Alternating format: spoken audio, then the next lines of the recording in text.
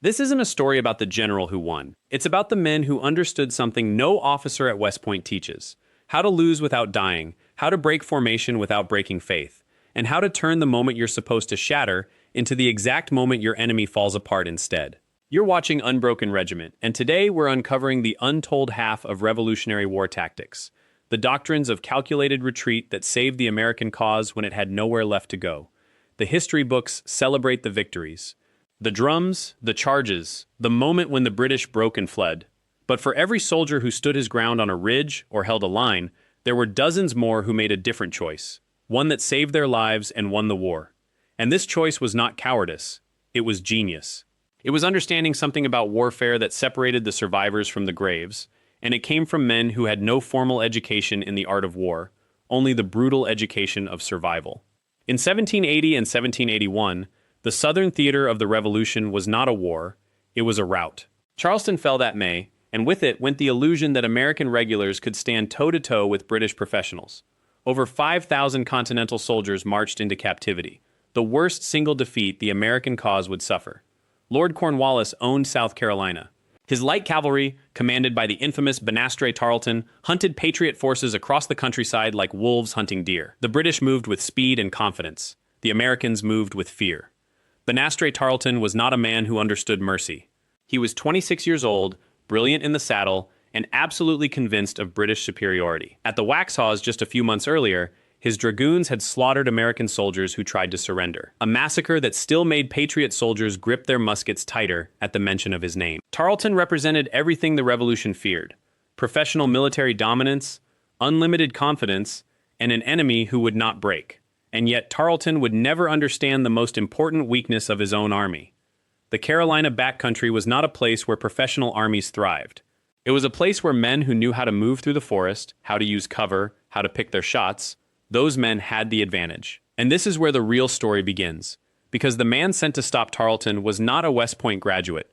He was not a European-trained officer with decades of military protocol. He was Daniel Morgan, a man from the Shenandoah Valley who had worked as a common laborer, fought as an enlisted rifleman, and carried the scars of British cruelty on his back from the day he received 500 lashes for a single act of defiance. Morgan understood something that most officers ignored. His men were not soldiers. They were farmers who happened to be carrying muskets. They were shopkeepers and carpenters and boys who had never stood in a formation before. Asking them to trade volleys with British regulars, stand in an open field, maintain their line, reload and fire with precision under heavy fire, was asking them to do something against every instinct they possessed. A British bayonet charge would terrify them. A professional military advance would scatter them like leaves in the wind. And Morgan knew this. He had seen it happen at Camden, where militia units broke and fled when the pressure became unbearable, leaving the regulars to die.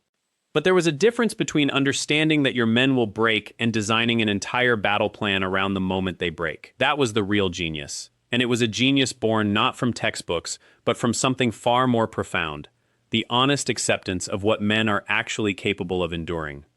When Morgan received word that Tarleton was hunting him with over 1,000 men, British regulars, experienced dragoons, soldiers who had chased American forces across half the South, he did something that would have gotten most commanders arrested for cowardice. He chose his ground at a place called the Cow Pens, a cattle grazing field in upstate South Carolina. It was not a defensive position in any traditional sense. There were no fortifications, no entrenchments, no walls to hide behind. The ground was relatively open, which meant Morgan's militia would be exposed. The British would see exactly what they were facing, and what they would see was inferior numbers and untrained soldiers. This is where most officers would have made the traditional calculation. Tarleton had more men and better trained soldiers. So the American commander should retreat further, fight another day, avoid a direct engagement. This was the defensive logic of a smaller force facing a larger one. But Morgan did not think this way. He did not think like an officer trained in the conventions of European military science. He thought like a man who had spent his life understanding how real men behave when they are scared and exhausted and facing an enemy that seems invincible. Morgan gathered his militia officers around him before the battle and explained something that seemed almost like madness to men trained in traditional military thinking. He told them that when Tarleton charged, and Tarleton absolutely would charge, because that was the British way, the confident professional way, the way that had worked in every engagement since they arrived in South Carolina, the militia would not stand and fight. They would do something else entirely. They would fire once, precisely, from a distance that allowed them to do real damage. And then they would retreat.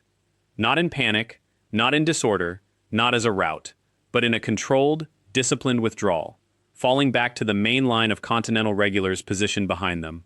This was a plan that required absolute trust between the militia and the regulars. It required the militia to know that they would not be abandoned, that the retreat was not a defeat, that there was a purpose to breaking formation and moving back. And more than anything, it required Tarleton to do exactly what Morgan expected him to do: charge forward with confidence, momentum, and overextended lines. The militia fired their volley, and these were not random shots.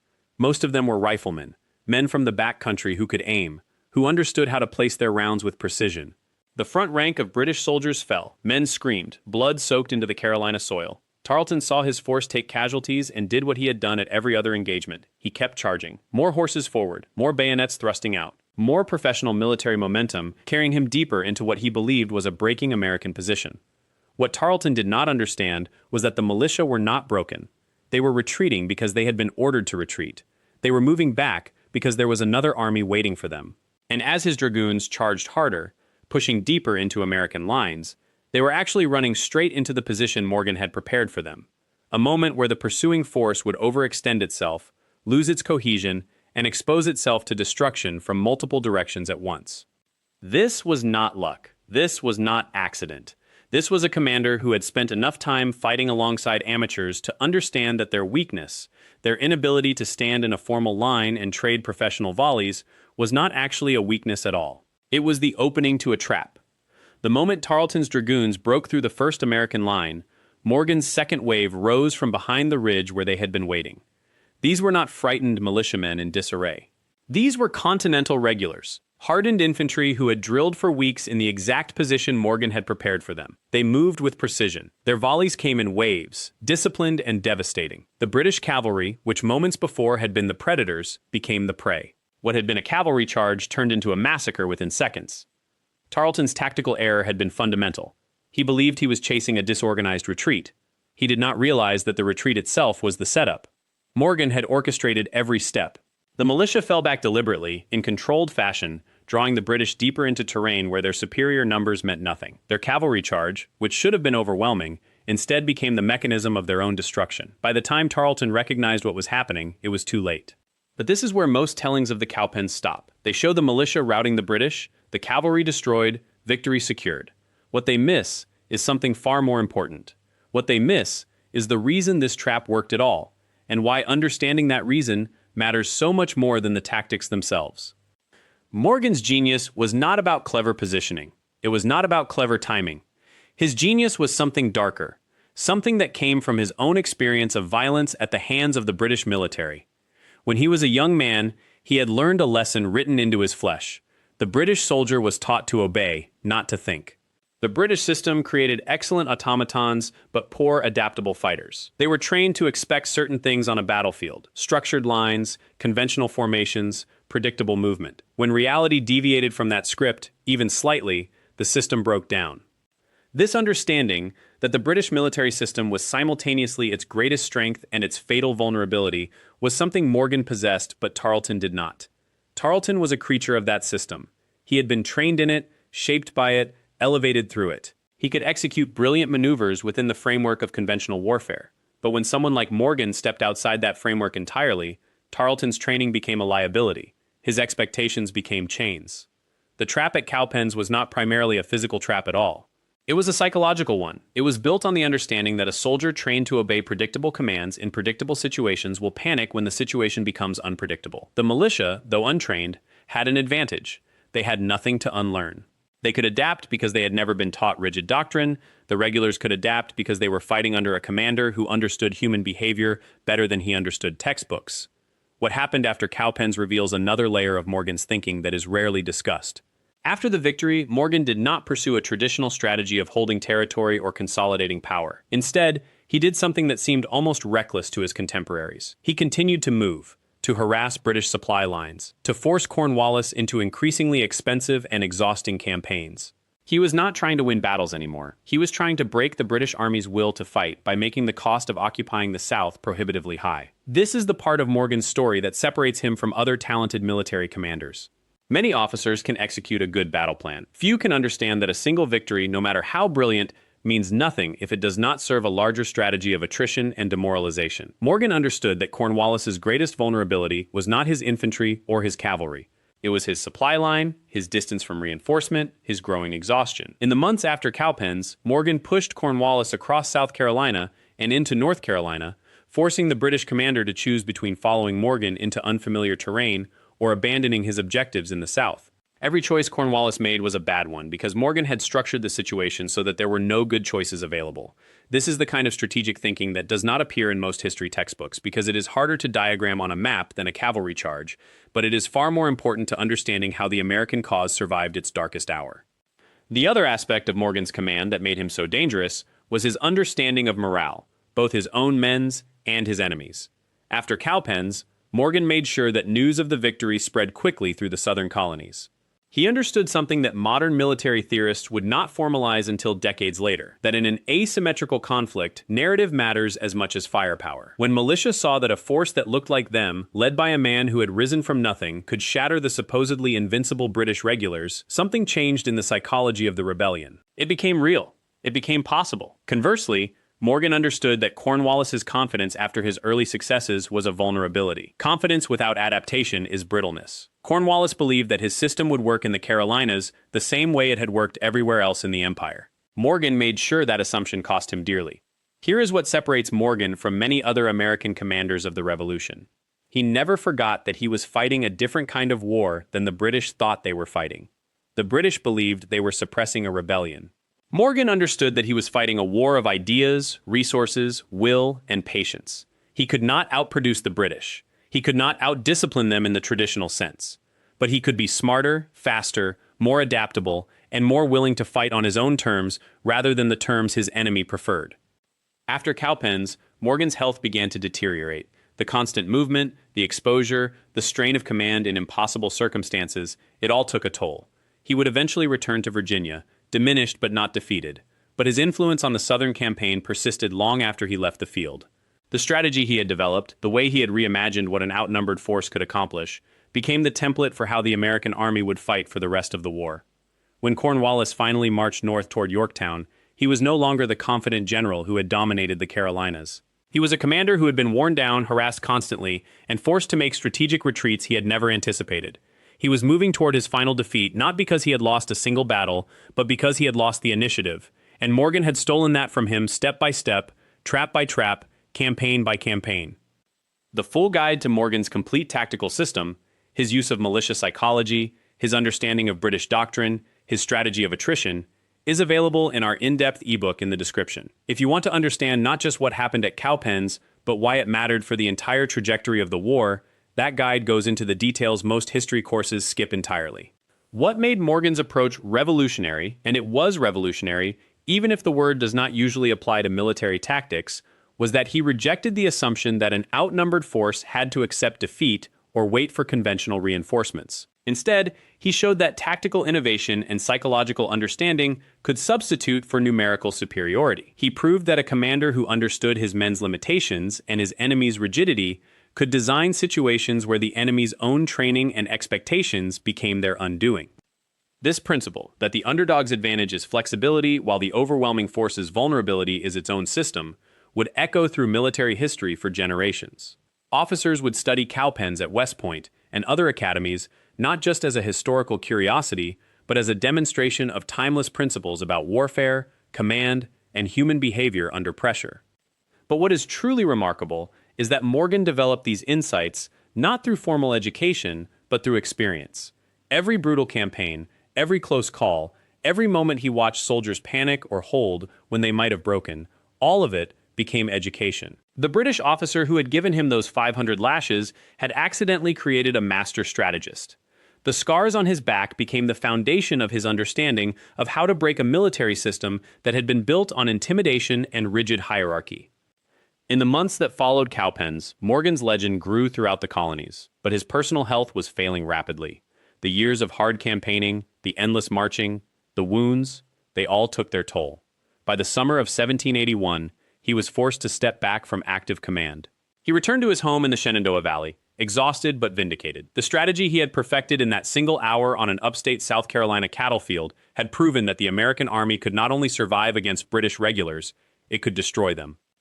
What happened next reveals something almost forgotten in our modern understanding of victory. Morgan did not spend his retirement in glory. He spent it advocating for his men, the militia who had held the line, the frontiersmen who had loaded and fired, the ordinary Americans whose names would never make it into official histories. He wrote letters defending their conduct. He pushed for their pensions. He made sure their service was recognized, even when the Continental Congress seemed ready to forget them entirely. Morgan lived until 1802, 20 years past the war's end. In those 2 decades, he watched the new nation he had helped preserve struggle to define itself. He watched political factions tear at each other. He watched compromise and conflict, idealism and betrayal. And yet, he never expressed regret about what he had done or how he had done it. The man who once joked about owing a British drummer one final lash had learned something even more profound than military strategy. He had learned that the point of winning battles is not the glory of the commander. It is the preservation of the nation those soldiers died to create. Every decision at Cowpens flowed from that understanding. Every tactical choice was designed not to showcase Morgan's genius, but to keep his men alive. The trap itself was, fundamentally, an act of mercy disguised as strategy. This is what separates Morgan from the parade of commanders who used their armies as expendable chess pieces. Morgan understood that his men had families. They had farms they had abandoned. They had crops that would never be planted that year because they were marching with a musket. They had children who might grow up fatherless if he made a mistake. That weight, that terrible, crushing responsibility, is what drove every decision on that January morning. And the British officer who led the pursuit that day, Banastre Tarleton, survived the rout at Cowpens, though his reputation never recovered. He returned to England, eventually entered Parliament, and lived until 1833. But he is remembered, in the historical record and in the South, almost exclusively for that day when his so-called elite cavalry and light infantry were shattered by a backwoods general with no military academy credentials. History rarely offers such perfect symmetry. The man who expected easy slaughter became the man defined by catastrophic defeat. But Tarleton's defeat was not the true significance of what happened that day. What mattered was what it proved about American military capability and, more importantly, about American character. Here was a force of ordinary men, farmers, blacksmiths, frontier settlers, who had been told they could not stand against professional soldiers. They had been told that British discipline and training made them invincible. They had seen it work at Camden. They had watched their comrades break and run. And yet at Cowpens, they proved it was all a lie. Not through desperate heroism or overwhelming numbers or hidden reserves of magical courage. They proved it by being in the right place, told what to do with clear simplicity, led by a man who understood their limits and worked within them instead of against them. Morgan did not ask his militia to charge. He did not ask them to hold an open field against cavalry. He asked them to fire twice, then move. That simplicity was genius. In an age when military tactics had become increasingly elaborate and doctrine-bound, Morgan stripped everything away. His plan could be explained to an uneducated militia soldier in minutes. The objectives were clear. The retreat routes were prepared. The ambush positions were marked. There was no complexity that could confuse or frighten someone unfamiliar with military procedure. This approach ran directly counter to the prevailing wisdom of 18th century military command. European officers, trained in rigid hierarchies and complex maneuvers, viewed the common soldier as barely more than animated cannon fodder. A soldier was given an order and executed it, period. The idea that a commander should consider what the soldier understood, what he was capable of doing, what fears might naturally arise, this seemed almost insulting to formal military tradition. Morgan came from a completely different world. He had been a common soldier himself. He had taken those 500 lashes on his back for the sin of striking an officer, a fact that reveals something crucial about British military justice. In the British system, a man could be brutally punished for a moment of human anger or resistance. The system was designed to break the individual will and replace it with obedience through fear. Morgan's body bore the permanent marks of that system, and when he became a commander, he built an army on the exact opposite principle. His soldiers obeyed not because they feared him, though he certainly demanded discipline, but because they understood why they were being asked to do something. They respected him because he respected them enough to be honest about what they faced and what they could accomplish. This may sound like a small distinction, but it explains why Cowpens happened the way it did. When Morgan told his men that the militia would fire twice and then retreat, they did not interpret that as cowardice or failure. He had explained it so clearly, so logically, that they understood it was exactly what victory required. The militia fired, they hit their targets, and then they moved to the prepared positions where the Continental regulars and cavalry waited. The entire maneuver took perhaps 30 minutes from start to finish.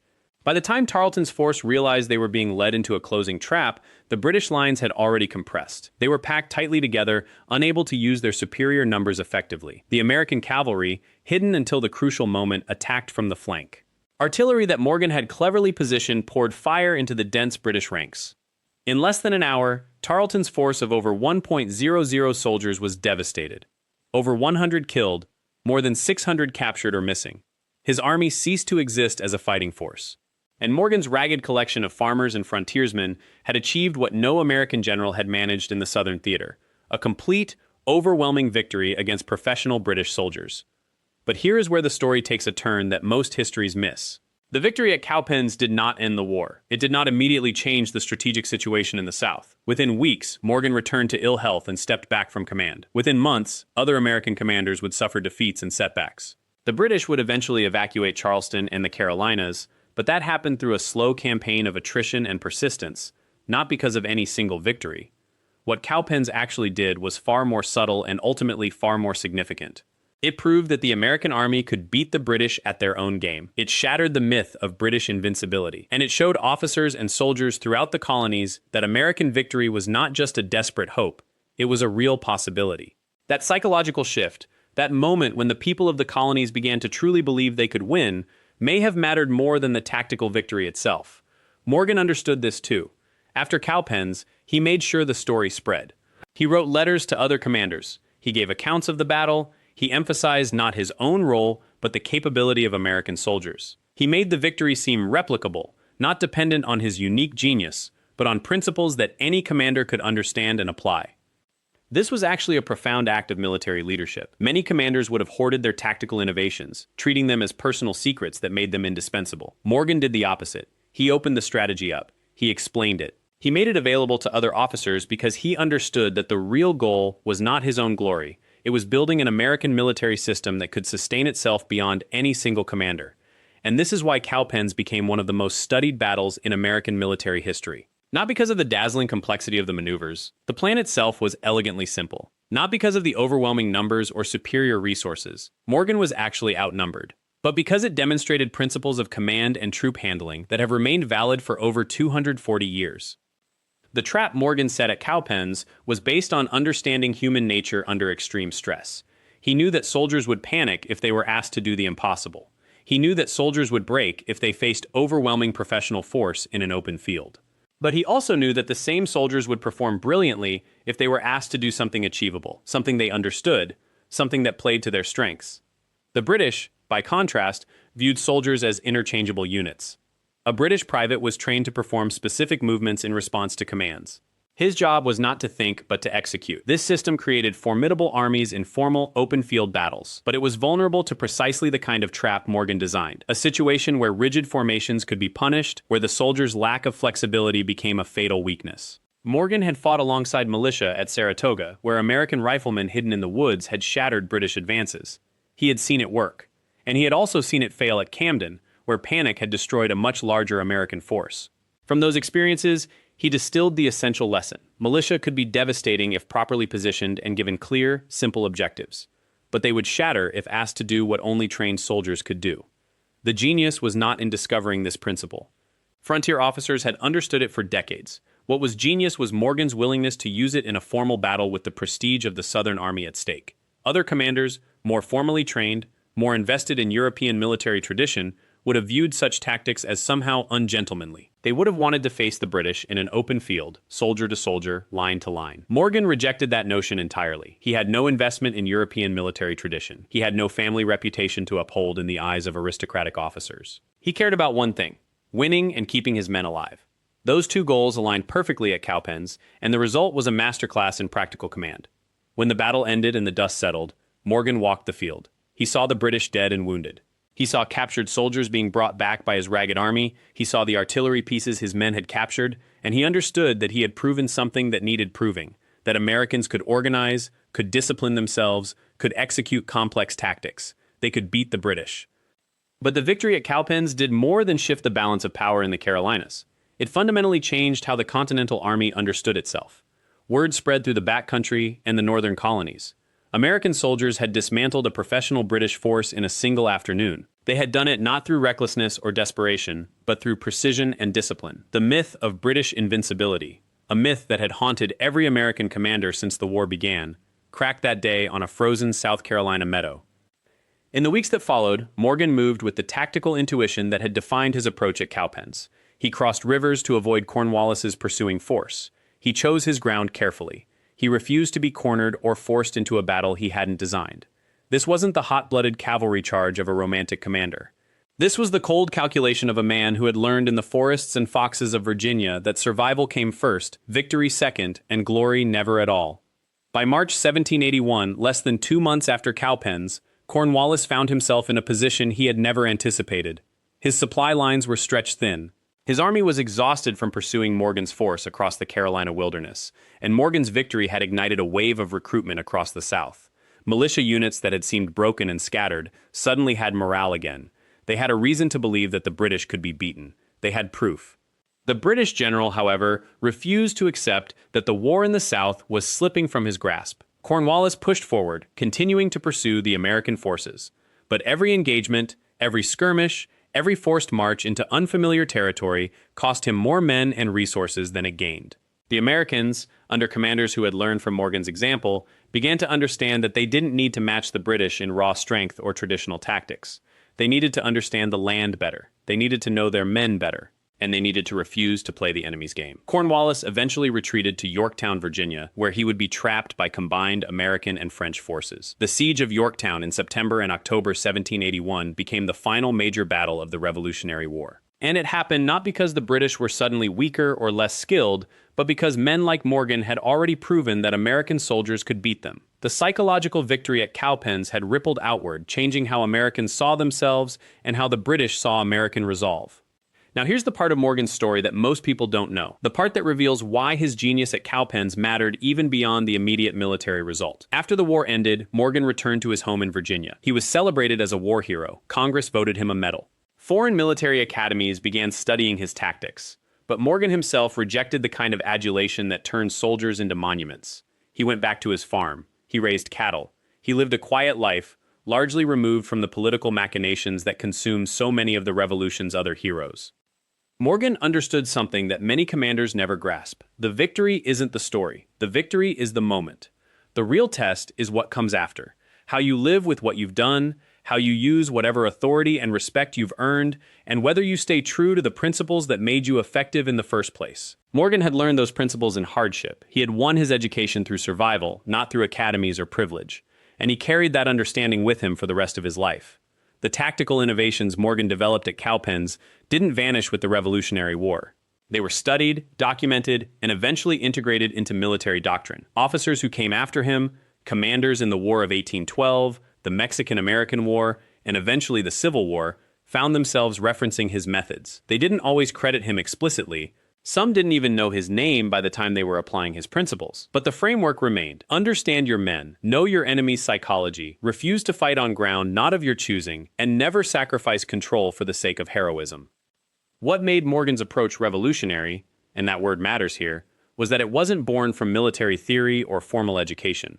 It came from a fundamental respect for the capabilities and limitations of his soldiers. He refused to ask them to do impossible things. He refused to waste their lives on pride or honor, and he refused to accept that the British way of waging war was the only way to win. These were revolutionary ideas, not just militarily, but philosophically. They suggested that an army built on understanding and discipline could outthink and outfight an army built on tradition and assumption.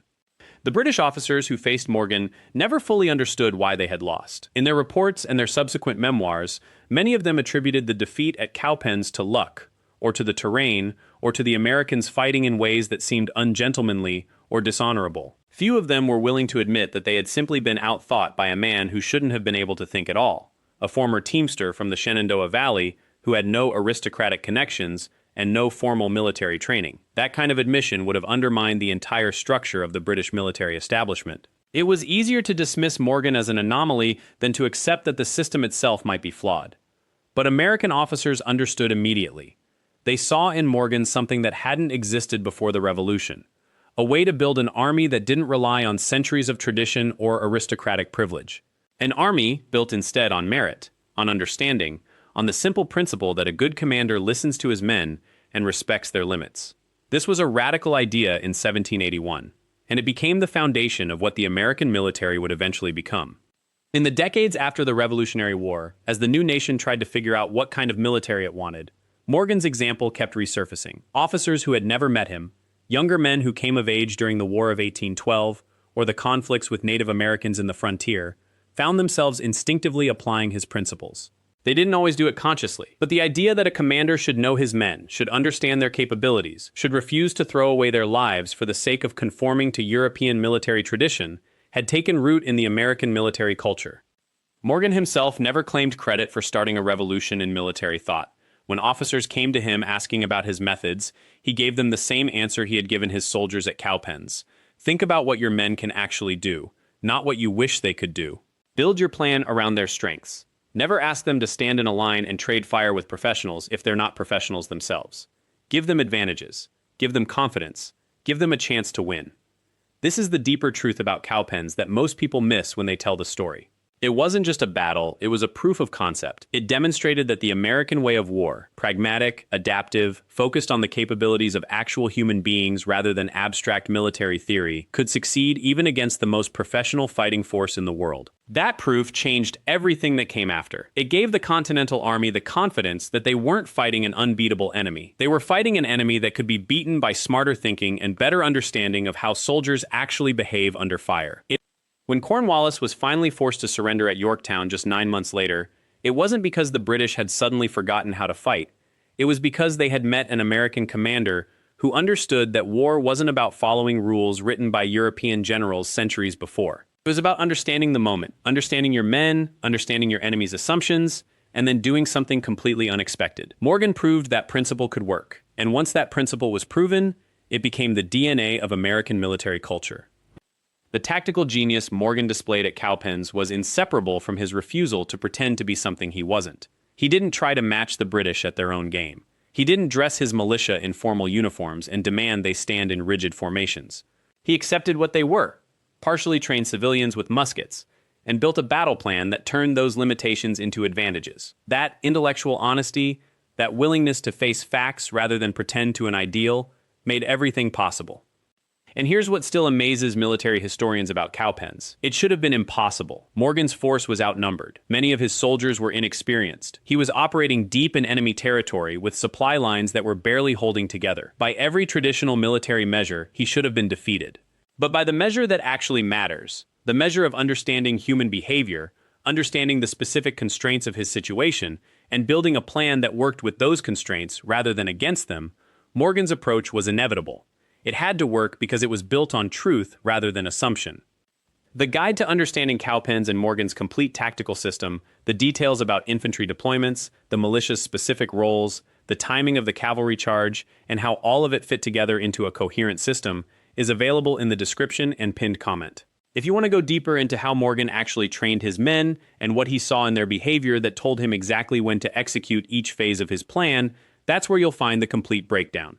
In the final analysis, what separates Morgan from so many other military commanders is that he succeeded not by being more brilliant or more creative in the abstract sense. He succeeded by being more honest. He looked at his situation clearly, he looked at his men clearly, he looked at his enemy clearly, and he refused to let tradition or expectation cloud that clarity. That's not just good military thinking.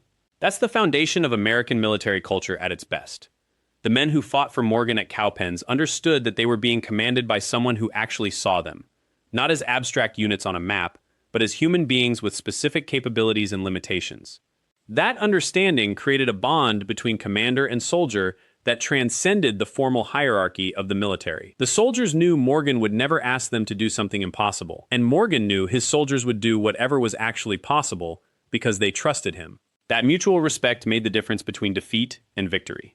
After cowpens, Morgan's health began to decline. The physical toll of the Revolutionary War, the marches, the battles, the constant exposure to the elements, had worn on him. But his mind remained sharp. Officers continued to seek his counsel. Young soldiers asked him about tactics and leadership, and Morgan, despite his growing infirmities, continued to give the same advice. Know your men, understand the situation, refuse to do the impossible, and always remember that the goal isn't glory. The goal is winning and keeping your soldiers alive. When Morgan died in 1802, 2 decades after Cowpens, he left behind no great political legacy. He had never held high political office. He had never sought power beyond what was necessary to command his soldiers effectively. He left behind something far more valuable, a model of military leadership that didn't require wealth, aristocratic connections, or formal education. He proved that a poor boy from Virginia who had worked as a teamster could understand war better than officers trained in the finest military academies of Europe. And that proof changed how America understood leadership itself. The story of Daniel Morgan and the Battle of Cowpens is a story about refusing to accept that the way things have always been done is the way they must be done. It's about looking at an impossible situation, understanding it clearly, and finding a solution that works within the constraints of reality, rather than the fantasy of what you wish reality was. In that sense, Morgan wasn't just a military genius. He was a pragmatist who brought pragmatism to a moment when pragmatism was desperately needed. And if you want the complete breakdown of Morgan's tactical system, how he positioned his artillery, trained his militia for their specific role, coordinated the timing of the Continental Line's advance, and orchestrated the cavalry flanking maneuver, the full ebook guide is available in the description and pinned comment. It goes into the details that most histories skip over, showing you exactly why each decision made sense given what Morgan knew and what he wanted to accomplish. This is military strategy at the level of actual execution, not just abstract theory. The legacy of Daniel Morgan extends far beyond the Revolutionary War. Every American military commander who has ever succeeded by understanding the actual capabilities of his soldiers rather than the theoretical ideals of military tradition has, in some sense, been following the path that Morgan established at Cowpens. From the officers who led volunteer regiments in the Civil War, to the sergeants who trained draftees in World War II, to the commanders adapting to irregular warfare in more recent conflicts, the principle remains the same. Know your people. Build your strategy around what they can actually do. Never sacrifice them for the sake of maintaining tradition or preserving reputation. Morgan succeeded at Cowpens not because he was a genius in the way we typically use that word, not because he had some supernatural insight into military strategy. He succeeded because he was honest about what his situation demanded, and he was willing to build his plan on that honesty. In a war where most commanders were trying to prove that Americans could fight like Europeans, Morgan proved something far more important, that Americans could fight like Americans. And once that was proven, the outcome of the Revolutionary War became nearly inevitable. The genius trap that Morgan set at Cowpens was a trap built on truth. It worked because every element of it was grounded in reality rather than wishful thinking. It worked because Morgan respected his soldiers enough to ask only what they could deliver. And it worked because Morgan understood his enemy well enough to know that the British would do exactly what British officers had been trained to do: charge forward in rigid formation, expecting the raw American soldiers to break before them. When the militia fell back as planned, Tarleton thought the battle was won. When the Continental Line stood firm, he realized he had been drawn into a killing field. And when the cavalry swept around his flank, he finally understood that he had been facing not chaos and desperation, but precision and discipline masquerading as disorder. The soldiers who fought at Cowpens understood that day what it meant to be American in a military sense. They understood that being outnumbered, out-equipped, and fighting on unfamiliar ground didn't mean defeat if you had a commander who understood you and believed in a plan built on that understanding. That experience rippled through the Continental Army. It changed how soldiers saw themselves, and it changed how future generations of American commanders would approach the problem of leading men into danger while keeping as many of them alive as possible. Morgan's genius wasn't something he learned in a classroom or acquired through years of studying European military theorists. It came from a life lived in the frontier, from the practical necessity of understanding how things actually worked rather than how they were supposed to work. When the Revolution gave him the opportunity to command, he brought that frontier pragmatism to bear, and the result was one of the most perfectly executed tactical victories in American military history.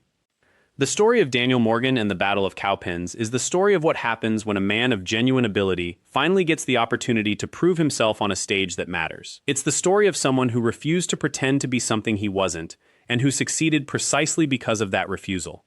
And it's the story of how a single afternoon of perfect tactical execution changed the trajectory of a war and established the foundation for how America would approach military leadership for centuries to come. Thank you for watching this deep dive into one of the most brilliantly executed battles in American military history, and the extraordinary man who orchestrated it. If you found Daniel Morgan's story as compelling as we do, please subscribe to Unbroken Regiment so you never miss a new upload about the forgotten heroes whose courage and tactical genius shaped American military tradition. Hit the notification bell, like this video if you learned something new, and join us next time when we uncover another chapter of the American soldier's history forgot.